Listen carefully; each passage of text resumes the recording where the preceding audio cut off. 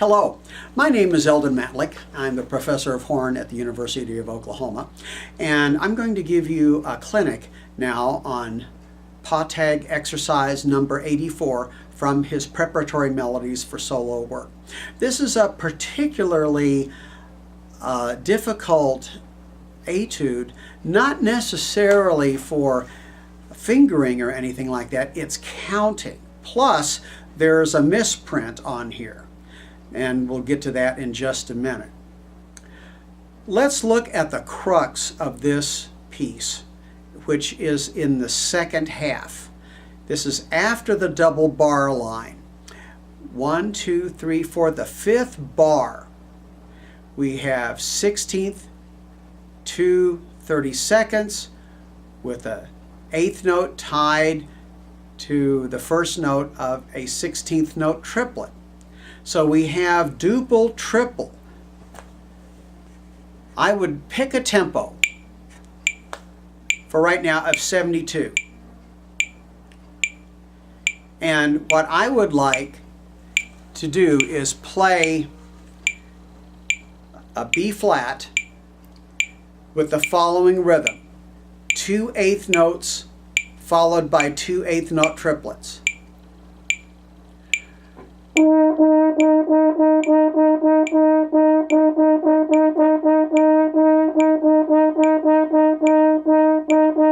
So forth like that. So we have to keep this subdivision in our head. Then we'll put the 32nds in. Like that. And we're going to go through this whole passage in the same way. Next one. So what I'm doing, I'm putting all the subdivision in. 1 ta 2 t ta 3 ta t 1 ta 2 ta li 3 ta li 1 ta 2 a li 3 a li 1.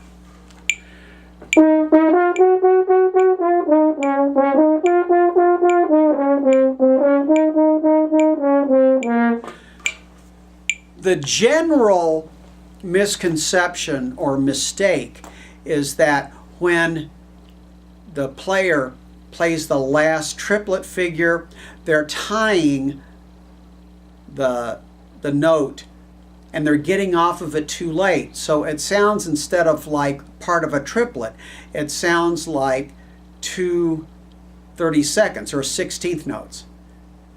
It'll sound wrong.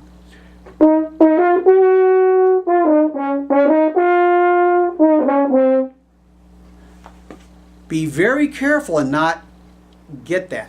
What you must do is on the tie, once you get to the tie, get off it early.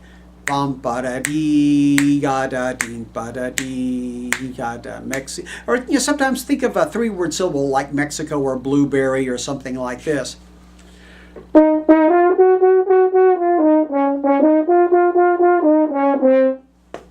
Make sure you get this passage down before you approach the beginning of it. What is the danger is that people will play this passage that I've just been working on with you, and then if they use the same tempo up at the beginning, they feel, well, it's too slow, so I gotta bump it up a little bit. Well, you need to keep everything here in the same tempo. So what is going to govern your execution is what speed you can take this. Now, I like between 84 and 86, but that might be a little too brisk. You could get by with 72.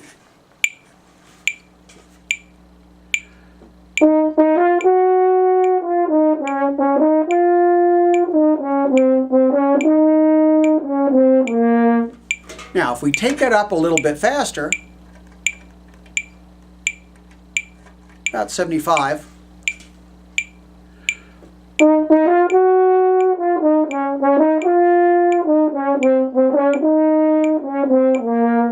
which leaves the opening a really nice tempo.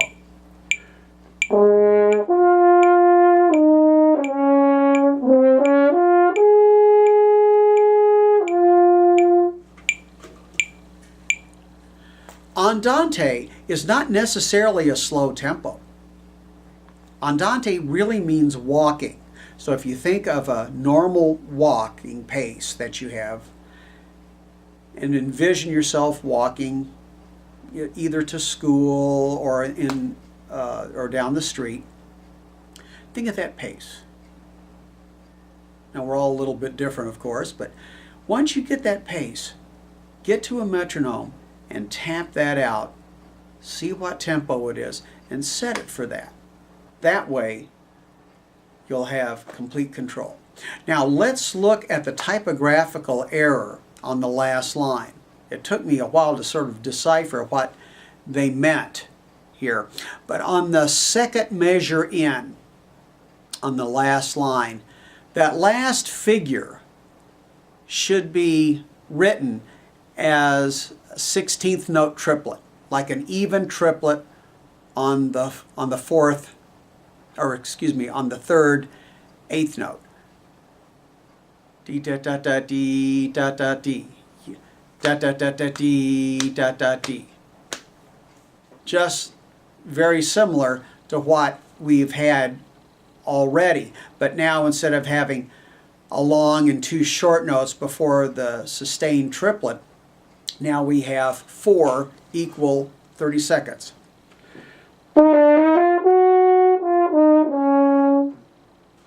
Makes a lot more sense. Now let's talk about musical execution on the beginning.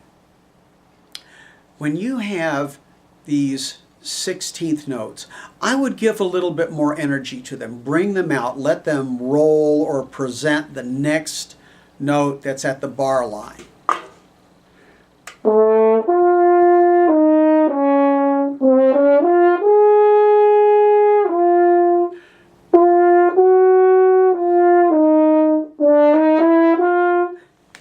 The chromatics create musical interest, so give some shape to those. And then in the second line, we have an A-flat arpeggio. You can play the upper A-flat on the second valve. However, that note is going to be low. So you need to open your hand in the bell a little bit to raise that pitch. Or you can play that note 2 and 3. One of the things that you need to be aware of is that as we go higher, we need to use more air to reach. If you think of the way you would whistle that passage, now you might not be able to successfully get the note, but you're trying, and you notice where that air has to go to in front.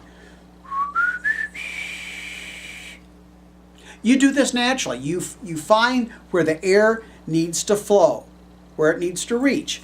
Then you do that in your horn, and you'll continue to blow deeper into the horn, and when you're on that A flat, your air is going out the bell. Now here's another thing that you could do as well. A lot of young students, when they start playing up high, they compress their chest, they squeeze, they go da da da ah, like that.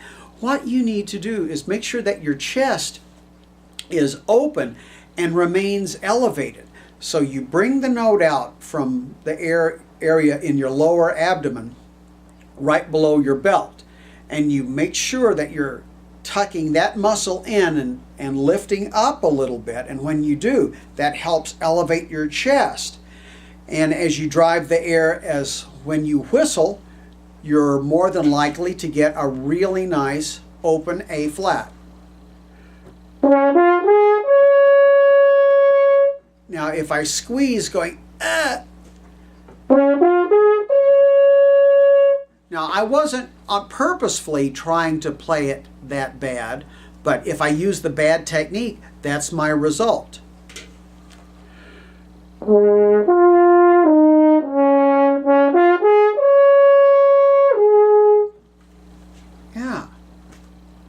about whistling, think about elevating your chest, think about the air tube. If you need a little extra help, don't think that the aperture closes like a vise or a clamp. Think more whistling, where when you whistle, everything focuses slightly more down toward a centralized point, but it really doesn't move that much. If you whistle in the mirror, you might not even be able to tell that you're slightly focusing. And that's the thing about it. We don't want to overemphasize anything that is strained. That's the death of really good horn playing. Let's address one other issue, I think that can be a little bit problematic musically. The end of the second line. We have a little phrase extension. We're coming down on the last three measures.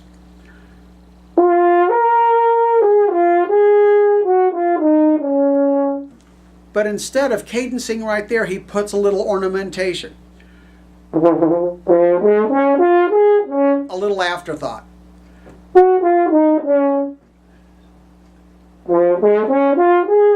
So you got to tie those together. So what I would recommend is when you go down and play that A-flat arpeggio starting on C up, go ahead and bring out that figure a little bit more. Bring out the ornamentation.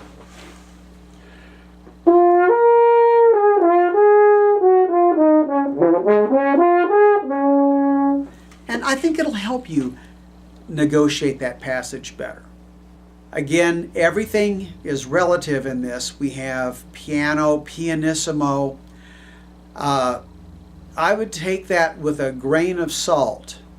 I wouldn't play the pianissimo that goes up to the upper A flat to where you're squeezing and not comfortably blowing.